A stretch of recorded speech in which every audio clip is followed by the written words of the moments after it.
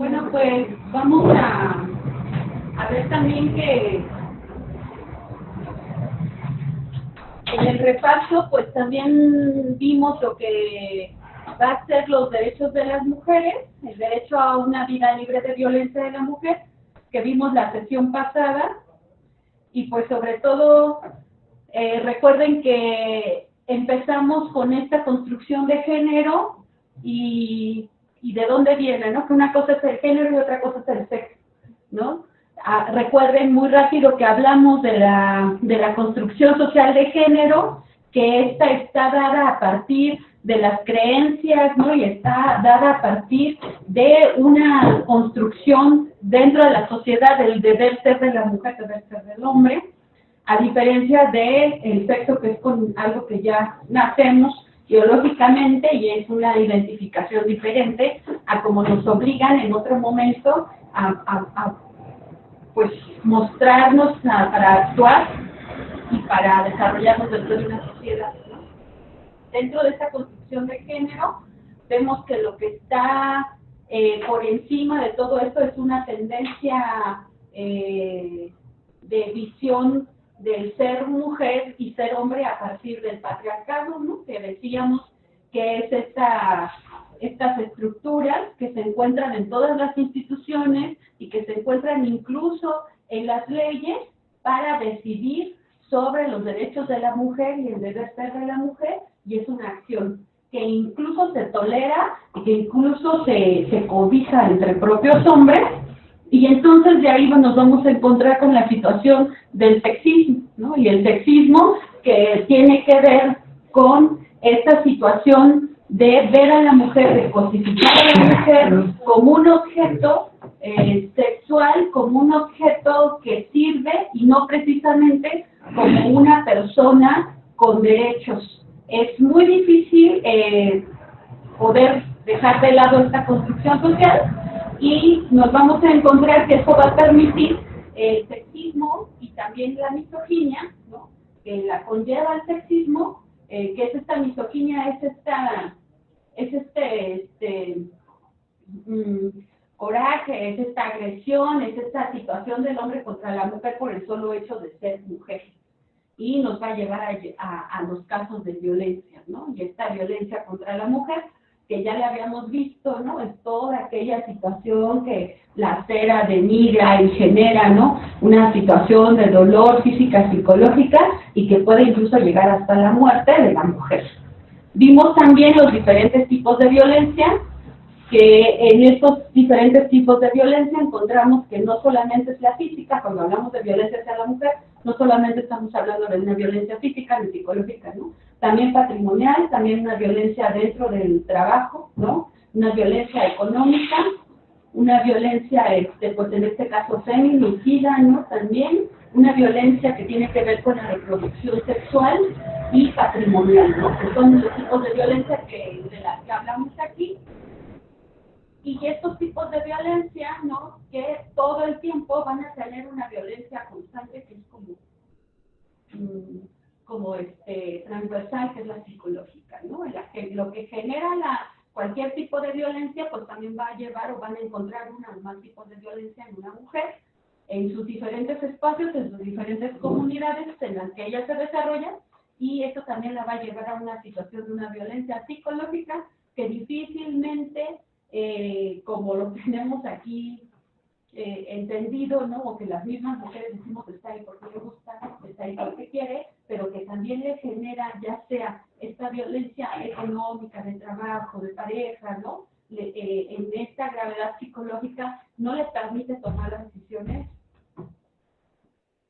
que puedan ser buenas, o que puedan ser buenas decisiones en las que ella se encuentre bien, ya que tiene una alteración, tiene una situación psicológica, ¿no? Entonces, vemos que esta situación que es transversal de la violencia psicológica también se va a dar sobre todo en esta violencia de pareja que llamamos el ciclo de la mujer maltratada, ¿no? Que este ciclo de la mujer maltratada pues tiene que ver también lo que se habla en algún momento, que es el síndrome de Estocolmo, pero en este caso se refiere al ciclo de la mujer maltratada, en el que pues va a permanecer de manera constante con su pareja, porque el trastorno psicológico la ha llevado a pensar que es el único lugar y el único espacio, y la construcción de género acompañada de toda esa estructura social, ¿no?, de Estado que vivimos, donde nos desarrollamos las mujeres, pues de que su deber estar ahí, ¿no? Y que difícilmente va a poder salir de este ciclo de la violencia, ¿no? Recordemos también que el ciclo de la violencia nos llevó mucho tiempo como para entender en el ciclo de donde viene primero pues la frustración, ¿no?, en este caso del sexo masculino frente a la mujer, ¿no?, donde empiezan los gritos y de repente viene la explosión que van a ser los golpes, ¿no?, que es el ciclo de la violencia, y después va a venir lo que va a ser la disculpa y el perdón y el yo te prometo que no lo voy a volver a hacer, y entonces va a repetir el ciclo de la violencia, que puede durar de 1 o 2 años o varios años, y cada vez va a ser más limitado el tiempo. En este caso nosotros planteábamos que era necesario como defensora tener redes o plantear redes, ¿no? Y estas redes no precisamente eran las redes, por ahí les hice algunas preguntas que pudieran resolver, no son estas grandes redes que le van a solucionar a la mujer el problema, sino van a ser pequeñas redes o cualquier tipo de red, ya sea una organización de derechos humanos, ya sea la familia, ya sea el amigo, que cuando en el ciclo de la violencia, después de la agresión física, donde la mujer entra en una situación de culpa, de desesperación, de incluso de cuestionarse por qué está permitiendo eso, puedan existir estas redes y que estén de manera constante, en la que nosotros podamos ver o saber en qué grado está la violencia para que no llegue a la cuestión feminicida, ¿no? Estas redes pueden ser todas, ¿no? Desde, decíamos, amigos, amigas, familia, organizaciones de derechos humanos, que sabemos que hay una situación de violencia y que puede llegar al grado del feminicidio, ¿no? Entonces, en esta cuestión del ciclo de la mujer maltratada y en esta situación que vive en una de estas salidas que ella busca, una de las redes para ella, puede ser, si es que no la ha experimentado, pues la justicia, ¿no?, los ministerios públicos, pero nos vamos a encontrar con una violación a derechos constante de la mujer, que es la delegación de justicia, ¿no? A pesar de que dentro, como veíamos, de los marcos jurídicos internacionales y nacionales, ya existe y ya está ahí el marco de los derechos y las obligaciones de las instituciones y de los ministerios públicos y de los derechos humanos y de todo, de las clínicas, ¿no?, psicológicas y de las otras, de proporcionar una atención adecuada, inmediata a una mujer que sufre violencia. Yo te comento un caso. Apenas presenté a una chica a la Procuraduría porque esta chica tenía una relación con un compañero del trabajo, tenían 6 años de relación. Entonces resulta que ella lo termina y él está muy molesto y le empieza a agredir, le encuentra en el estacionamiento, la amenaza, le raya su carro, le pone leyendas. Esta chica es casada, entonces la empieza a amenazar con que ella le va a decir a su esposo. Bueno, total de que termina con que a ella le dan una caja y él termina y la amenaza y le dice, ¿sabes qué? Quiero que me den la caja. Son 30,000 pesos que les dan en agosto y se los piden. Entonces, pues esta chica se entrevista con nosotros y le hacemos un protocolo, una cédula que se llena para que se le pueda atender. La conducimos a la Procuraduría. Por primera instancia nos trajeron todo el día.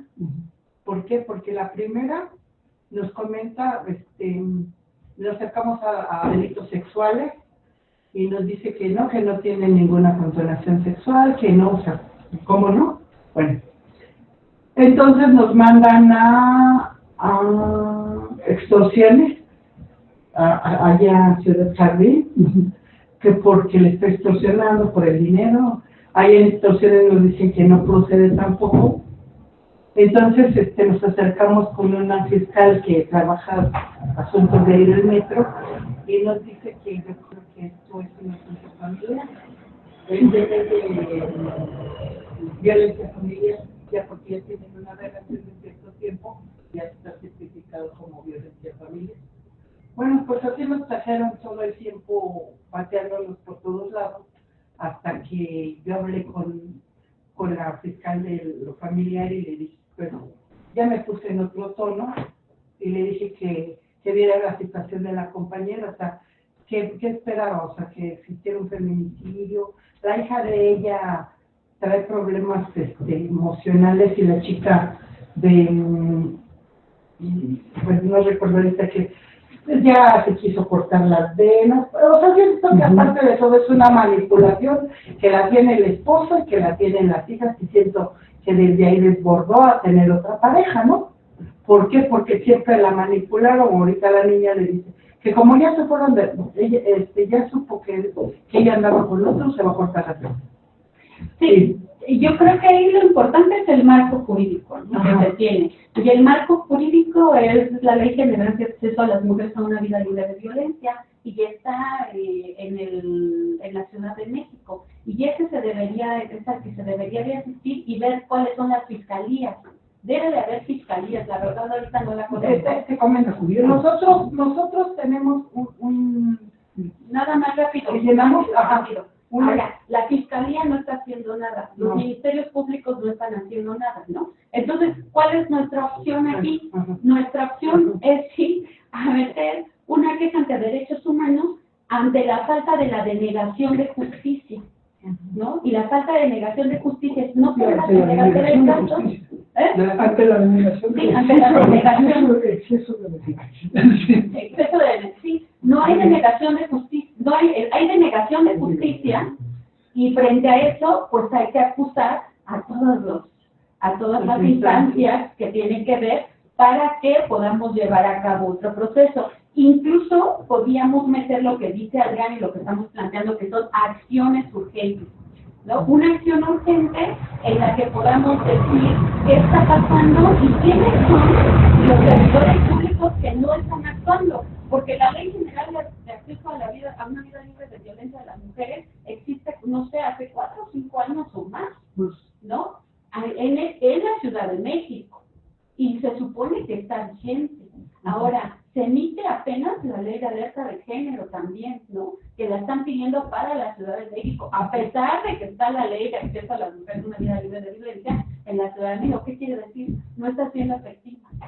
Y al no ser efectiva, tenemos nuestro marco de derechos humanos, está la Convención Interamericana para prevenir, sancionar y erradicar la violencia contra la mujer y Belén do Pará, que sería el marco jurídico internacional, ¿no? Aparte de la declaración de la ONU en cuestiones de violencia hacia la mujer, también ese es otro marco que tenemos, y en ese justificar también nuestra queja, ¿no?, en el que no están haciendo las partes. Eso es bien importante. Ahora, sí, pero y además hay el manual que estableció la Suprema Corte de Justicia de la Nación para juzgar con enfoque de género. Ajá. Entonces ahí hay que considerar solo una cosa. Aquí es importante conocer el mecanismo de función de la acción urgente, porque nos evita tener que hablar en 5 o 6 instancias a la vez. Al contrario, si de ahí lo lanzamos la acción, ellos ya tendrán que coordinarse para ver a quién le toca, y mientras se deslinda la responsabilidad del resto. Ahora, ¿qué quiere decir? Que eso es bien importante, por eso hablábamos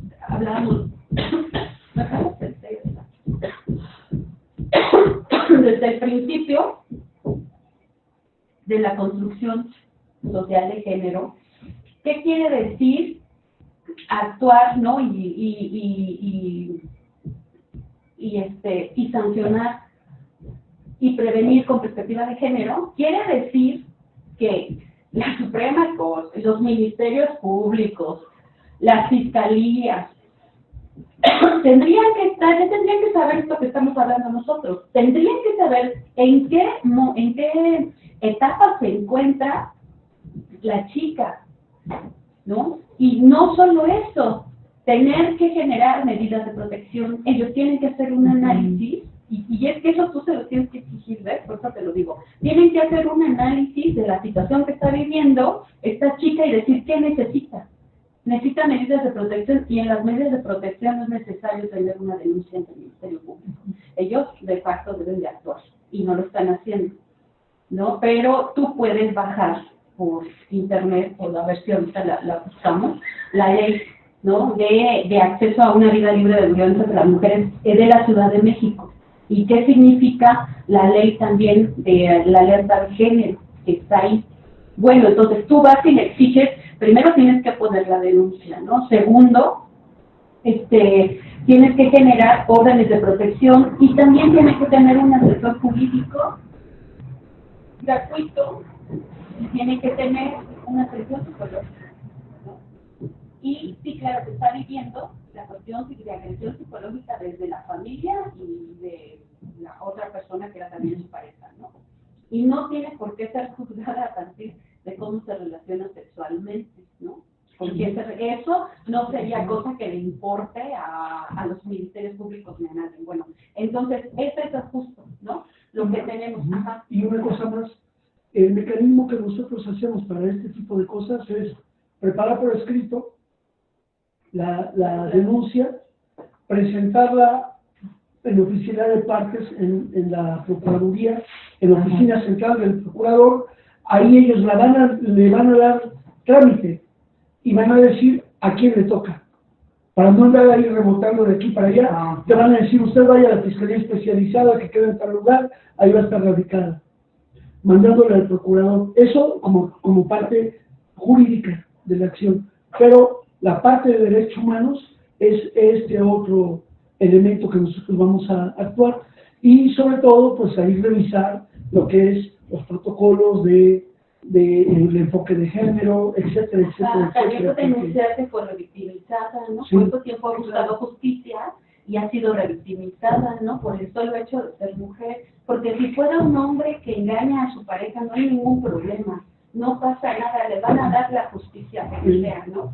O sea, esa es la diferencia, esa es la ventaja que tiene, y que de lo que estamos hablando cuando hablamos de patriarcado.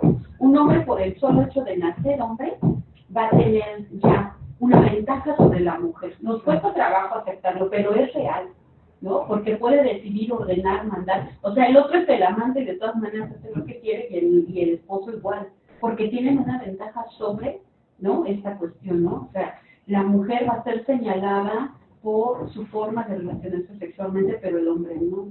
No hay libertad de desarrollarse sexualmente, pero en el hombre sí, ¿no? En la mujer se ve como una cuestión de pecado, de delitos, ¿no? De que no vale, o tendrías que estar en tu casa sumisa, aguantando cualquier otra situación. Incluso tu respuesta que das de decir, es que yo creo por esa situación que vive con la familia, ni siquiera es necesario decirlo, ¿no? No hay que decir por qué, justificar por qué la mujer tiene otra pareja. Eso tampoco tiene que ver dentro de las cuestiones que estamos hablando del derecho a una justicia para la mujer y de no vivir esta situación de violencia. Ni siquiera eso tendríamos que decir. Simplemente se tiene que actuar porque está en una situación grave, ¿no? Y por supuesto que eso, igual que los feminicidios, ¿no?, pues van a decir se lo buscó, ¿no? Veíamos la vez pasada el encabezado del periódico que dice de por celos, ¿no? Pues la mató, ¿no? O sea, lo ponen como que no tenía derecho, lo puso celoso. Se enojó, oye, ¿cómo se atreve? O sea, esta situación, y lo decimos constantemente, porque los ministerios públicos lo denuncian. Incluso antes se hablaban de delitos de honor. Exacto. Era como un agrado el honor, esas cosas. Pero bueno, cerrando, la bondad que en el siguiente bloque vamos a irlo viendo, pero para que cerremos, la acción urgente no solamente va a la parte jurídica, va a las diferentes competencias. A ver, a ti te toca atender psicológicamente, a ti te toca atender la negligencia o irresponsabilidad de servidores públicos que no actuaron, Aquí te toca atender el caso jurídico de hacer avanzar esa investigación. Esa es la bondad que tiene la acción urgente y por eso es muy importante como instrumento.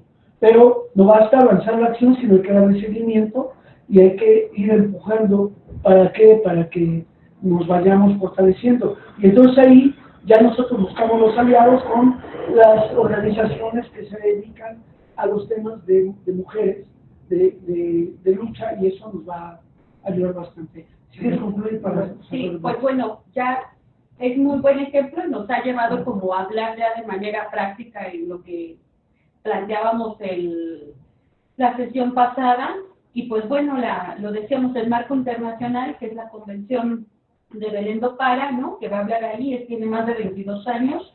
Hablábamos de la segunda generación de los derechos humanos, económicos, sociales y culturales, que son del siglo pasado, y que cuando revisábamos lo que tenía que ver con derechos a la mujer, pues no se estaban cumpliendo, ¿no? Era terrible que desde el siglo pasado y más, ¿no? Pero bueno, cuando se supone los luchamos y los ganamos, pues hasta la fecha no se haga nada. Y toda esta situación, que si no la paramos, que si no la denunciamos, que si no activamos las redes que tenemos para poder prevenir, pues entonces vamos a llegar al feminicidio, ¿no? Y que planteábamos el concepto de qué es feminicidio, ¿no?, que es esta cuestión de asesinar, exhibir, ¿no?, y al grado de llegar a la muerte de la mujer, que se da por el solo hecho de ser mujer, ¿no? Por esta situación que vive, que va orillando, que si no hubiese quien apoyara, ¿cómo se llama la chica?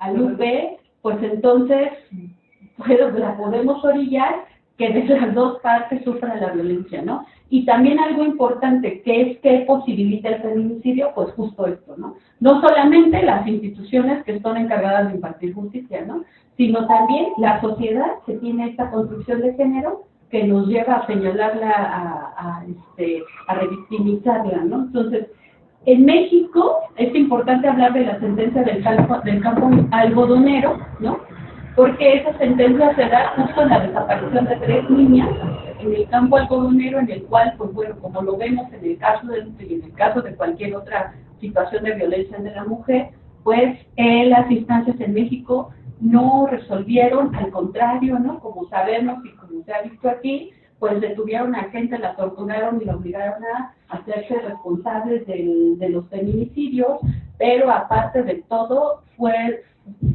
nosotros pensamos, fueron asesinados dentro del penal, ¿no?, como lo que pasó con el supuesto agresor de Valeria, ¿no?, que se suicida, ¿no?, pero en realidad no, pues bueno, se mueren. ¿Por qué? Porque no quieren que lleguemos a la verdad de la justicia, ¿no?, de lo que pasó, y entonces se buscan las instancias internacionales para denunciar, y ellos dan igual que en el caso de Rosendo Ratilla, dan un fallo contra México en cuestiones de violencia de género, y es por eso que se habla ahora, ¿no?, que se hace una ley de alerta de género a nivel nacional y que se va planteando en diferentes estados conforme el contexto lo vaya pidiendo, pero hemos llegado a casos extremos, ¿no? Decimos que se habla como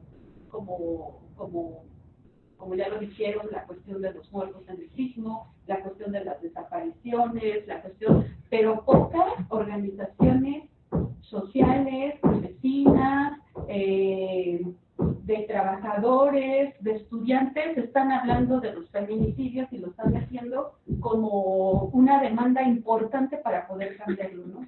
Porque también, lo decíamos, dentro de nuestras propias organizaciones estamos ejerciendo la violencia, estamos teniendo cuestiones de trabajo y de procesos inequitativos, y no lo estamos viendo porque también desde nuestras específicas estructuras de poder los estamos convalidando, ¿no? Entonces, meter como parte de nuestras demandas en cualquier organización que estemos, porque nos ha pasado, nos ha atravesado, es una necesidad hoy. Entonces, pero bueno, es como en general la sesión pasada. Bien, cerramos el bloque, no sé si hay algún comentario.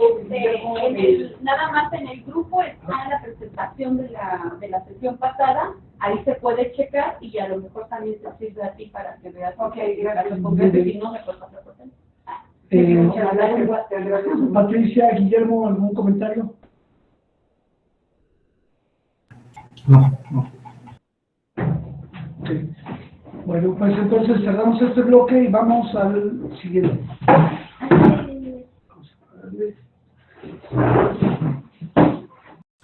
Bueno, regresamos y retomando una vez que hemos hecho un vuelo de pájaro para terminar un poco el repaso, vamos a ver ahora al inicio de la documentación y las herramientas para defender los derechos humanos, hacer alguna precisión, porque cuando terminamos la sesión, Guillermo había hecho una pregunta muy interesante que hay que recuperar para el taller. Recordemos que podemos acceder a los instrumentos cuando estos son ya parte de las normas internas de nuestro país y, de hecho, bajo las reformas constitucionales, hoy hemos incorporado, sobre todo también en las reformas al derecho de amparo, tres principios fundamentales para la tres principios fundamentales para los derechos humanos: el principio de pro persona, el principio de constitucionalidad y el principio de convencionalidad. Los dos primeros ya los entendemos, falta el principio de convencionalidad. Y este principio de convencionalidad va a obligar a los juzgadores internamente en nuestro país, a los procuradores y administradores de justicia, a optar por el reconocimiento explícito del derecho internacional, de los derechos humanos, de este marco jurídico internacional. Así es que tenemos herramientas adicionales que podemos hacer cumplir. Y en materia de amparo también se incorpora esta parte de que se realizan también los procedimientos, estas leyes secundarias que cometen violaciones a la convencionalidad, a la constitucionalidad o al principio pro persona. Pero aquí hay una cosa importante que hay que señalar. Fíjense bien cómo la judicialización de la vida y de las normas que vivimos las personas, el llevar a juicio todo, pretender que todo se lleve a juicio y sobre todo que todo se convierta en delitos graves, delitos que tengan pena privativa de la libertad, ha hecho que la procuración y administración de justicia se vean rebasadas en su capacidad instalada. Y ante ello, los servidores públicos han reaccionado de manera negligente. O sea, si tuviera yo en un carácter de ministerio público o de juez, admitir todos los casos que a mí me llegan, no me bastaría la jornada de 8 horas para poder cubrir toda la demanda. ¿Qué hacen? Entonces, van logrando evitar que la persona acceda a la justicia mediante ponerle trabas, diciéndole: le robaron su carro, sí, traiga la factura. ¿Cómo? Iba en el carro. Iba en el carro. No, o no la traigo en este momento. Pues cuando vengan. Oiga, que me golpearon. Pero no tiene lesiones. En fin, van buscando la manera de diluir, de evitar el no ejercicio, pero además a este ingrediente le pones la corrupción y le pones también el tráfico de influencias. Y con esos dos elementos distorsionas el modelo.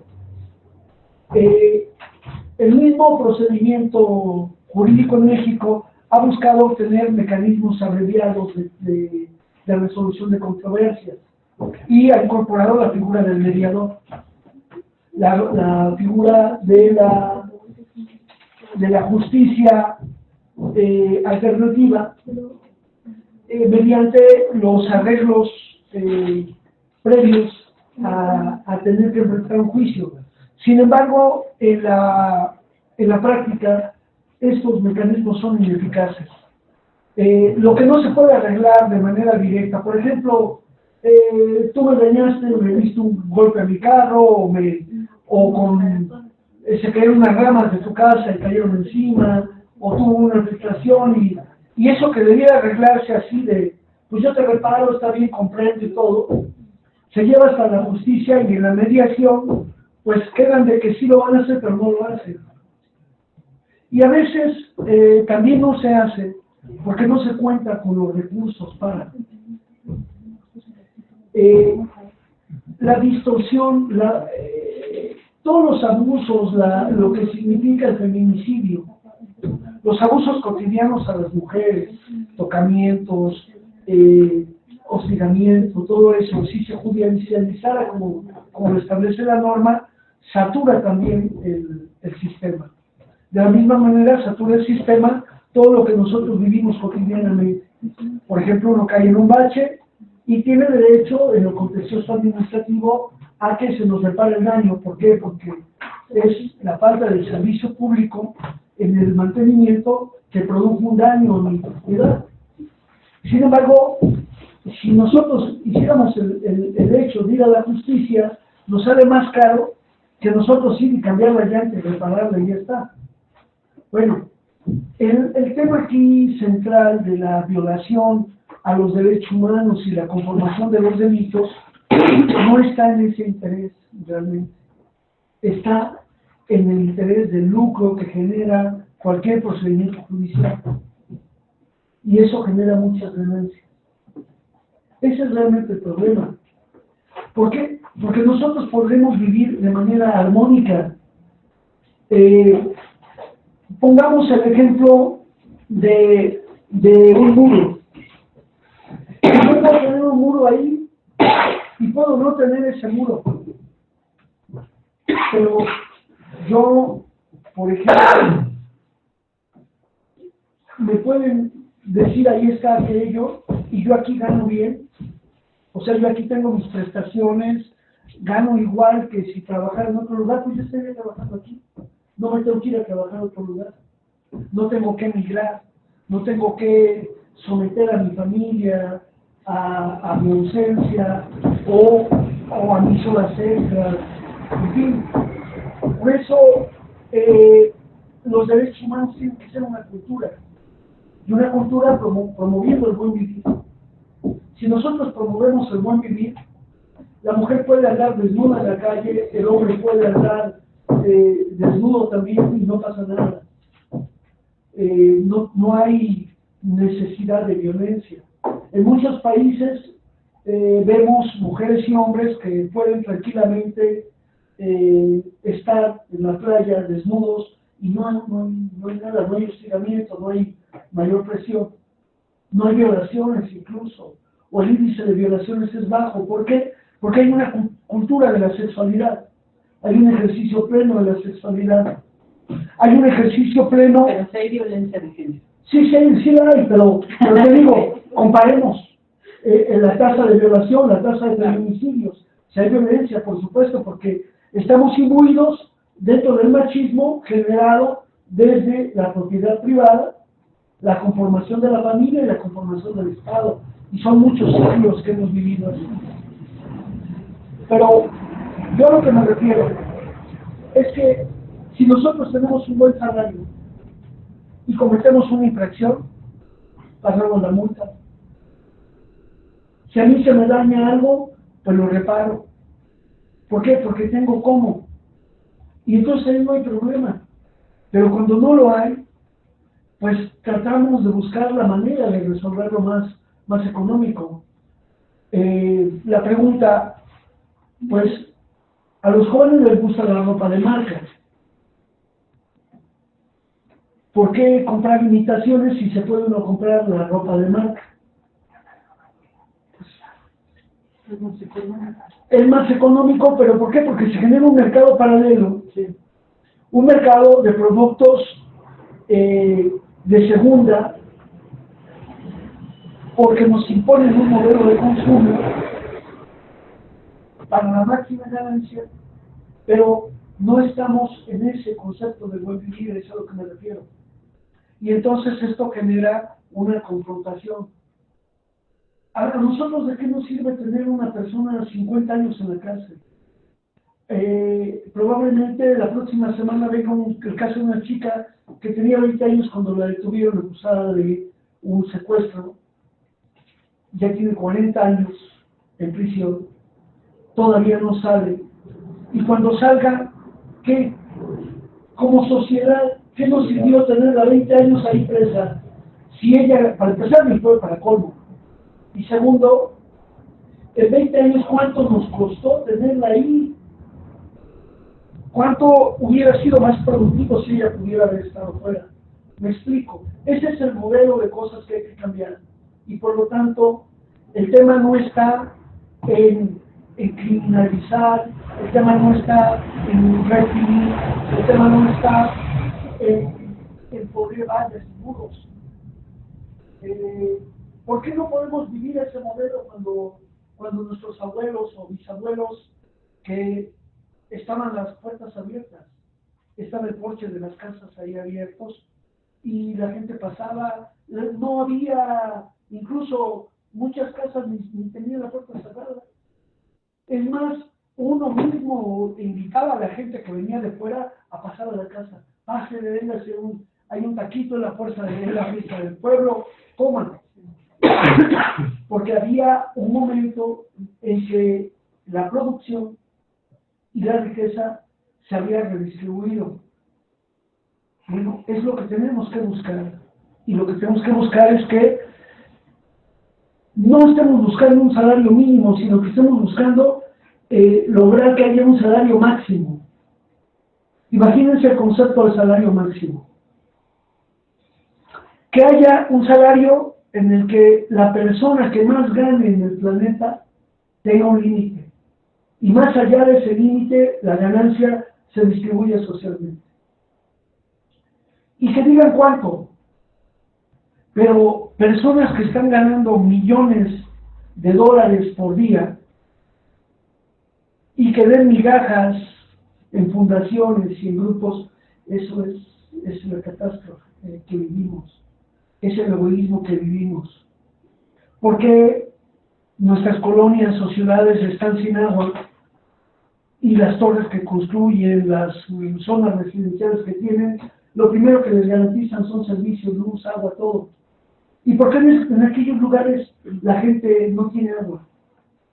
Porque además eso reproduce un modelo de exclusión, pero de odio también. ¿Por qué? Porque ir con una persona que huele mal,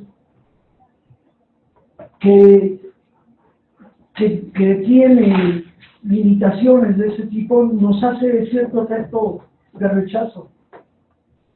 Y ese es el modelo de exclusión en el que vamos viviendo. Así es que el sistema de procuración y administración de justicia está saturado porque no han promovido las reglas del buen vivir en la sociedad. El sistema penitenciario está saturado porque hay cada vez más normas de leyes más severas y que no ha logrado disuadir los delitos. Y mientras los delitos cometidos por servidores públicos no tienen sanciones mayores. Es más, se aguantan unos años en la cárcel y saliendo, ahí está todo lo que se robaron. Así lo hicieron las Salinas de Gortari, les devolvieron el dinero, así es que yo me aguanto, me voy a una cárcel VIP, me la paso muy tranquila, pasa el sexenio, ya se dijo que se hizo justicia, salgo, recupero todo y sigo en esa actitud. Ese es el asunto que tenemos que buscar, cambios en los modelos de comportamiento y por eso seguir promoviendo la cultura de los derechos humanos como una forma del buen vivir. Bueno, pero como eso no se va a dar así nada más, y como eso no va a llegar por el momento, tenemos que enfrentar bajo un marco jurídico hostil, bajo leyes que les han llamado algunos juristas leyes del enemigo. Vamos a tener que vivir en ese modelo y tenemos que buscar cómo hacemos esas herramientas para defendernos de la ley de la delincuencia organizada, las misceláneas fiscales, la ley de la reforma educativa, la ley de energía, en fin, todas estas reformas estructurales que nos someten y sobre todo en el marco del contexto de una reconstrucción nacional que requiere de mucha solidaridad para que se pueda apoyar este marco en este momento. Entonces, en la documentación de las herramientas para defender los derechos humanos, primero nosotros tenemos que identificar qué son las violaciones. Y en una violación, ¿qué violaciones? Que en un caso ¿qué violaciones a derechos humanos vamos teniendo? Tenemos que identificar algo que es una serie de conductas que violan derechos humanos, y de ahí tenemos que identificar que hay quiénes son los perpetradores y cómo se cometen las violaciones. Y siempre, para podernos mover, hay que saber el contexto. ¿Qué hacen todos los juzgadores? ¿Qué hace el mecanismo para la protección de defensores de derechos humanos? Analiza el contexto y lo hace a un lado. Ya tiene el contexto de por qué un defensor está en riesgo, hace a un lado ese contexto y busca mecanismos de protección estándar. ¿Y cuáles son sus mecanismos de protección? Pues bueno, ponerle policía que lo cuide, darle un teléfono celular, darle un botón de pánico, y ese botón de pánico, decimos, no es un botón de pánico, sino que es un botón de pánico porque cuando estás siendo amenazado, aprietas ese botón, nadie responde, no pasa nada. Entonces, pues si da pánico, aprietas y no hay nada de respuesta, es grave la situación. Además le sirve para decirle, ya se escapó, se va para allá, sí, vamos para este lado, vamos para el río. Bueno, ahora, de hecho, el señor Pánico ha logrado hacer lo que había dicho, lo que veíamos ahí en Palestina también. Hay personas que tienen en su carnet de identidad, traen un chip, y para andar en cualquier parte del territorio tienen que andar con su carnet de identidad. ¿Cuánto se gasta en saber los movimientos de que tal luchador estuvo aquí, se fue para allá, vino a este lado, tal? O sea, tienen ese 1984 remasterizado, ya está muy desarrollado eso. Bueno, nosotros decimos entonces que el contexto es un elemento fundamental. El análisis del contexto primero nos va a poder ubicar en la delimitación de un riesgo. ¿El riesgo para quién?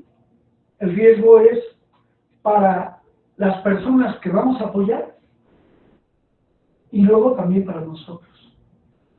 Como defensores de derechos humanos, la primera respuesta que tenemos que hacer para documentar el caso es saber el contexto, porque de ahí nos va a permitir decir si podemos atenderlo, no podemos atenderlo, podemos atenderlo ahora o solo lo documentamos para cuando vengan las condiciones adecuadas para después poderlo defender. Porque no somos mártires y el 19 de octubre, repito, se cumplieron 15 años de la muerte de Digno Ochoa y no pasa mayor cosa. Entonces nosotros no somos mártires, no queremos tener ese riesgo y somos realmente un modelo que no atenta contra el sistema. Al contrario, un buen servidor público pudiera tomar todas las herramientas que nosotros le damos, porque le estamos señalando, mira, aquí está fallando el proceso administrativo, aquí está habiendo errores, aquí hay fugas en tu programa de gobierno, aquí hay fugas en un programa público, pero no siempre lo toman así. Entonces, lo primerito que decíamos era el contexto. Sí. Y, por ejemplo, en el caso que nos ocupa de Guadalupe, en este caso, lo primero que hay es un asunto de carácter, digamos, laboral. La situación ocurre en un contexto de trabajo. ¿Qué se hace? Se habla con el jefe inmediato superior y se pide la intervención para que cuando menos dentro del ámbito laboral no se den situaciones de hostigamiento para esta persona. Y así vamos viendo y vamos delimitando esa situación. Pero resulta que no es solamente ella, sino que es otra compañera y cuando nosotros nos damos cuenta, el caso de Guadalupe es el caso de 10 compañeras que a lo largo del tiempo laboral de esta persona se ha comportado igual con todas. Entonces nosotros vamos a ir evidenciando patrones, ¿sí? El contexto nos permite determinar si hay patrones de conducta. Porque recuerden que nosotros tenemos que buscar dos posibilidades. Una violación sistemática, o una violación generalizada, o una violación no sistemática, o esporádica. Porque cuando es sistemática, atiende un patrón de orientación de políticas públicas. O si es esporádica o no generalizada, pues atiende al abuso que alguien que tiene cierto poder actúa de esa manera. Cuando ocurre así, pues actuamos fácilmente sobre esa persona y podemos tratar de desarticular, solo que tomemos en cuenta que cuando nosotros actuamos ante un individuo en lo concreto, no es fácil que él se supedite a la orden superior. Y por eso es que nosotros nos cuidamos sobre todo de caciques, nos cuidamos de actores particulares, porque ellos no atienden a una política del Estado. Cuando el Estado nos amenaza, hay niveles de gobierno que de alguna manera influyen para disuadir. Por eso hoy la violación en el momento actual en nuestro país ha tomado el camino difuso de hacer pensar que el contexto es un contexto de delincuencia organizada. En el caso de Rocío Mesino, ejecutada hace 4 años, vemos que no llegaron como llegarían en el 70, en el caso de Rosendo Radilla, en el 78, ¿fue? 75, en el 74, que llega el ejército, se lo lleva al cuartel y de ahí lo desaparece y queda la responsabilidad del Estado. En cambio, en el caso de Rocío Mesino, llega un grupo en una motocicleta, se acercan a ella está por ahí en el puente donde están llevando la ayuda humanitaria después del huracán que cortó el puente allí en Coyuca, en Atoyac, perdón, y ahí mismo la ejecutan. Jóvenes que llegan en motocicleta, le disparan y se van. Y entonces el Estado ya queda tranquilamente. Dice, pues yo no fui. Ya ven cómo está la delincuencia. Ya ven qué malditos son. Ya ven quién sabe en qué andaba metida. Sí, y ya ahí deja esa situación de quién sabe en qué andaba metida. Caso de Ramperi Hernández Acevedo, de la misma manera. Lo toman en su camioneta, lo ubican y no sabemos bien el contexto de cómo muere, pero sabemos que los cuerpos aparecen calcinados. Horas Se después. supone que se encuentra atados de las manos hacia atrás. Ajá. Y pues se presume tortura y después son y en unas cuantas horas son ejecutados. Y ahí se atribuyen los grupos de los ardillos, los rojos. Ya están. 50 o 30 los encuentran. Muy rápido, ¿no? Esto también lo que me decían, que para entrar a la localidad, casi cada cosa tiene su... Y a 500 metros se encuentra el cuartel del ejército. Entonces, quiere decir que ellos sabían, ellos tenían controlado todo, ellos saben cómo estaba, sabían quién entró, quién salió. Ahora, estos homicidios, estas ejecuciones extrajudiciales, no se pueden ver aisladas porque nosotros tenemos que concatenarlas con un proceso que inicia con la desaparición forzada de Gilberto, ¿cómo se llamaba? Romero Vázquez. Gilberto Romero Vázquez, el ataque a la organización campesina de la Sierra del Sur y todos los ataques sistemáticos en contra de esta organización y las organizaciones hermanas que constituyen un modelo de genocidio. Es así entonces como nosotros vamos ubicando el contexto y ahí sabremos cómo irnos ubicando posteriormente para tal. El contexto sirve entonces para dos cosas: saber quiénes posiblemente pueden ser autores de de esta violación. Y segundo, para también calcular la manera en que nosotros vamos a intervenir y los riesgos a los que nos vamos a ver expuestos. El contexto es muy importante porque además el contexto genera líneas de investigación.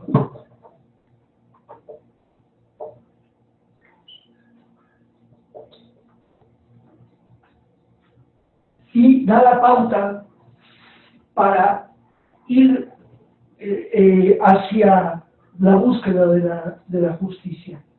Entonces, en este primer bloque, antes de entrar a la documentación del caso y como punto de arranque, hay que ver cuál es el contexto en el que nos encontramos.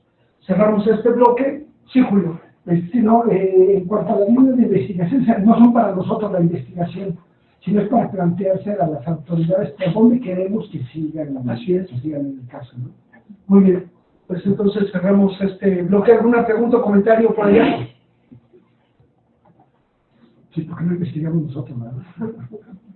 No investigamos, pero coadyuvamos, ¿no? O sea, vamos a tener que sea por ahí, pero con los elementos necesarios. Sí tenemos que investigar. Así es, tenemos que dar, porque ellos no lo van a hacer. Esa es la otra situación, ¿no? Entonces, pasamos. Muy bien, muy bien. Está bien, Adrián. Está bien. Bien, ok, vamos. Vamos a bajar un poco el volumen de las bocinas. Hola Pati, ¿qué tal?